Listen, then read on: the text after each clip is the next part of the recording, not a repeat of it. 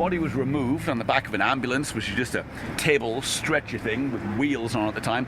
This time it was taken to Golden Lane mortuary, about a mile that way on Brackley Street, up next to Old Street Tube Station. When they did get to the mortuary, they did have a camera. As a result, I'm going to show you some photographs here of Catherine Eddowes in the mortuary on the night she died. They're really not very nice. I'm going to show you them anyway. If you don't want to see things like this, you're going to want to look the other way. In all seriousness, the second two photographs in particular that I'm going to show you here are nasty. They're way worse than the first two. You won't have seen them before, but the first two aren't nice either. You ready? The picture on the left is Catherine Eddowes on the back of the ambulance as she arrived at the mortuary. The picture on the right, it's a bit pixelated, that one, is after the post-mortem had taken place. Now, something I think is particularly disturbing about this picture on the right in particular, if you ignore the injuries and the violence and whatnot, obviously Dr. Brown has restitched that injury up the front there. Something I think is particularly disturbing about that picture is how emaciated and thin she looks. It's like these people weren't high-class escorts running around the East End making a fortune, living the high life. These people were forced into a dire situation to avoid starving to death in the streets. It's every bit as nasty as Ted Bundy or Peter Sutcliffe or Jeffrey Dahmer or Fred West or anybody else we've heard about since. These were people's wives, mothers, children. Catherine Eddowes had a husband and 3 kids. Look what somebody did to her in the corner here. She was also only 5 feet tall. She wasn't much of a match for most fully grown men. I also think it's worth mentioning that in no file in the entire Jack the Ripper case was Catherine Eddowes ever said to be a prostitute. But when they got rid of the mortuary, they realised that her left kidney and her entire womb were missing. Whoever the killer was, he'd ripped them from inside her and taken them with him. He'd also taken nearly half of a white apron she was wearing. It had been torn from her at the crime scene here, covered in blood, and he'd taken that with him too. But it's the missing part of her apron that would be particularly interesting, because we don't know where the killer went, leaving Burner Street to arrive here in Mitre Square. It's a 12-minute walk, I promise. I've done it myself. And it took him 45 minutes to get here. So we don't know where he went on his scenic trip around the East End to arrive here in Mitre Square, but we do know where he would go upon leaving. He would go back that way. Where are we now? Goulston Street. The missing part of Catherine's apron would later be found covered in blood in feculent matter, according to Dr. Brown, lying here in the entrance of 108 to 119 Wentworth dwellings just down the road on Goulston Street. It's the only point in the entire case the killer left a clue with his own hand for us all to find. Nobody disputes that. It really was the missing part of her apron. So, in a moment, we're going to head up there. These were the model dwellings for people who were down on their luck back in the day. Yeah.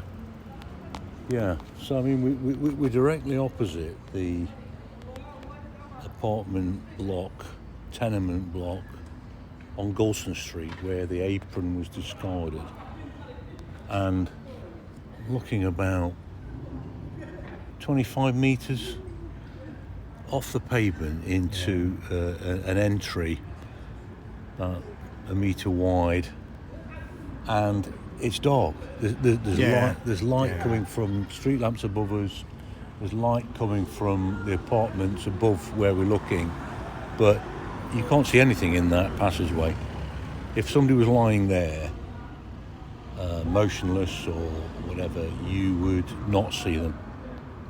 In perfect weather, with 21st century lighting, we still can't see into that recess. Correct. And we were expecting that police officer who walked past the passageway where Catherine Eddowes was being killed or had been killed, and we're expecting that police officer to have seen something if he'd looked down there, and it's just not going to happen. If you walk down there, yes, but he looked down from the lighting on the street where he was, and he saw nothing.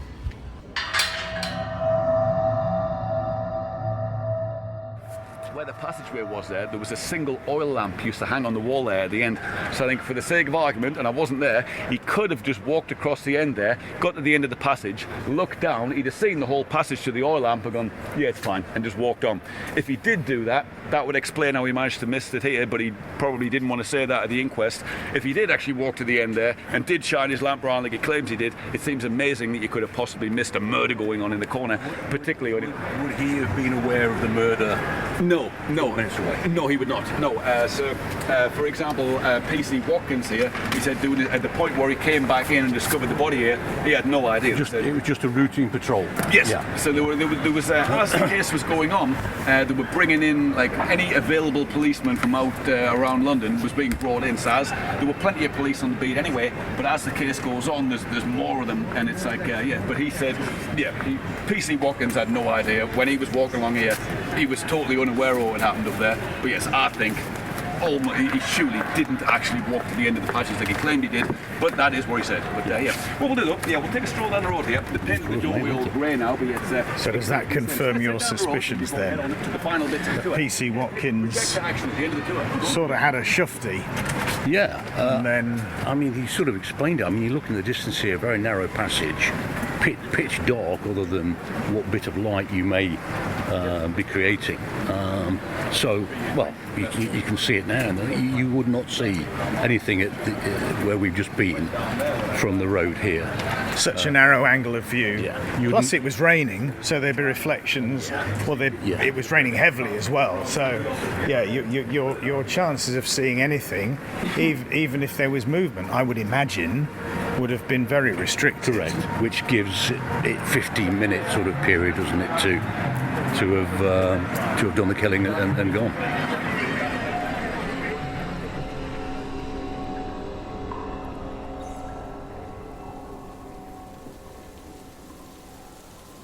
These are the buildings where possibly the only credible written evidence was left by the killer, who became known as Jack the Ripper. What would you have done if you had discovered the writing and the soiled apron piece here in 1888 outside this building? What would a modern copper do? Well, the soiled apron piece is part of the crime scene, isn't it? It's evidence from the murder down the road, so you would treat that as a crime scene. The writing on the wall, whether it's relevant, well, it is relevant, but whether it's connected directly to the person that discarded that piece of apron is part of that crime scene, and it should be treated as such and managed properly. Now, it's recessed from the actual road, so in theory you could screen off that entrance that we're looking at now. And this idea that the traders of the Petticoat Lane market were going to descend on the place within the next hour or so, and that they should not be made aware of this thing, that could be managed. Or they tell the traders of the Petticoat Lane market they're going to have to open an hour or so later because there's a crime scene. They don't need to reveal what exactly is there. They can screen it off. And I'm sorry, the crime investigation takes precedence over the traders on this section of Petticoat Lane. What would you have done then? Because, well, we'll walk down to Petticoat Lane now, and it's a matter of a few yards, isn't it? It's not very far, down to a crossroads with Petticoat Lane. What would the police do? What would you advise if you were on the scene at the time? What would you advise the SIO to do? Okay, well, I mean, as I say, the SIO is probably sort of hours off at that moment. So these decisions are taken by the most senior officer available at that time. So I think it was a superintendent. So you're the superintendent on the ground, and you're making that decision. Although it's a partial decision because the City of London Police have got an interest in this, even though this is in metropolitan police territory. They have. Okay. Well, I don't think you'd have the luxury of a superintendent there at 5 o'clock in the morning now, but you certainly have an inspector, a sergeant, a couple of PCs. And I think looking at this now, we're at the junction of Goulston Street and Wentworth Street. Let's be honest, this would now be taped off at this point. There's a couple of bollards there, so this section of road will be taped off, and probably beyond where the items have been discarded, so another 50 metres up there, would all be taped off. So no one would go into there without good authority. And we're only talking for a couple of hours. We're not talking, they're not going to be looking at cigarette ends and looking for DNA and things like that. It's a fairly simple, contained crime scene that has some significance because of the anti-Jewish sentiment on the writing on the wall. But yeah, you could manage this scene quite easily. A police officer at both ends. I'm sorry, you're not coming in. And anybody leaving, their details are taken and they're spoken to. It'd be done. Very simple. And it's done. That kind of crime scene management is done every night of the week somewhere in a town or city.